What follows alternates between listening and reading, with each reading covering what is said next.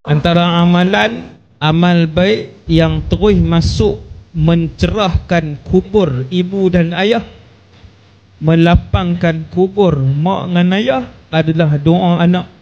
Selepas mak ayah meninggal, anak ni rajin sebut ketika dia hidup ni, anak ni hidup, kalau dia rajin sebut Rabbighfirli dhunubi wali walidayya warhamhuma kama rabbayani saghira.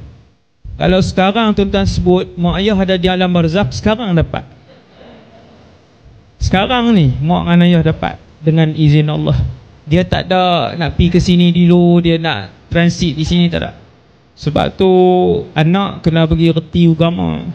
Maka anak ni dia akan jadi anak yang tahu macam mana nak menggembirakan ibu dan ayah walaupun mak dan ayah sudah berada di alam barzakh.